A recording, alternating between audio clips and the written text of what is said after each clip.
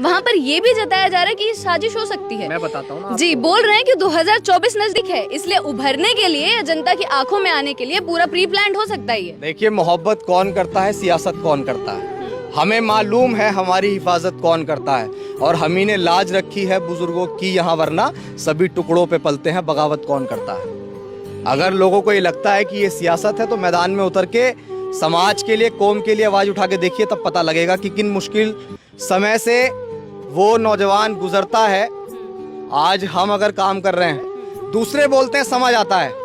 यहाँ सबसे बड़ा दुख जब होता है, पीड़ा जब होती है, जब इसी मूवमेंट के लोग इस तरह की बातें करते हैं, इस तरह की बातों को सामने रखते हैं, ट्वीट करते हैं कि ये तो एक ड्रामा है। क्या मरने का इंतजार कर रहे हैं साहब? मरने के बाद ये महसूस होगा कि ड्रामा नहीं है, वाकई में जो है अंजाम वो हत्या का ही था।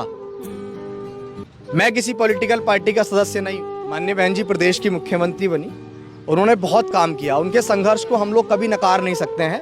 उन्होंने जितना समाज के लिए किया, मुझे नहीं लगता कि इतना एक सत्ता में बैठने के बाद किसी और ने किया होगा, खासकर एक महिला। और महिला की जिंदगी में कितनी पीड़ा होती है, कितनी मुश्किलों का सामना करना पड़ता है उसे। सामाजिक कुरीतियों का सामना करने के बाद माननीय बहन जी ने घर परिवार सब कुछ छोड़ के समाज के लिए काम किया। उसके बाद समय परिवर्तन चाहता है, और वो कहीं ना कहीं हो भी रहा है अपने आप। चंद्रशेखर आजाद निकल के आए सहारनपुर की धरती से, उन्होंने काम किया, नौजवानों में अपना एक अलग उनका स्वैग है।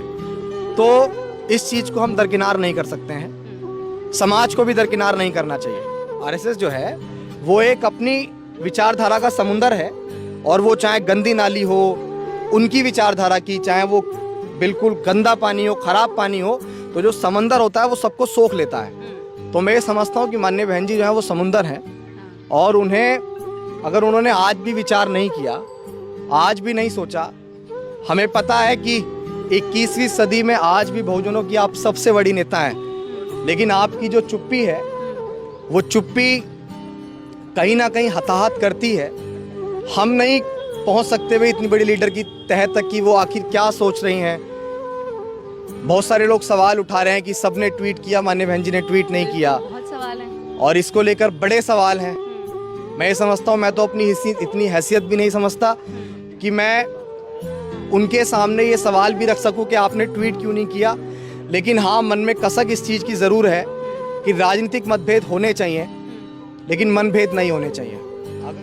मान्यवर कांशीराम साहब ने कहा कि सामाजिक परिवर्तन के बिना हम लोग राजनीतिक परिवर्तन कभी भी नहीं कर सकते हैं। सामाजिक परिवर्तन तो वो था कि राजनीति का ही तेल लेना है। मेरे समाज के व्यक्ति के साथ गलत हुआ है, तो इस गलत के खिलाफ जब तक उसे न्याय नहीं मिलेगा, हम उसके साथ खड़े हैं मुखरता से।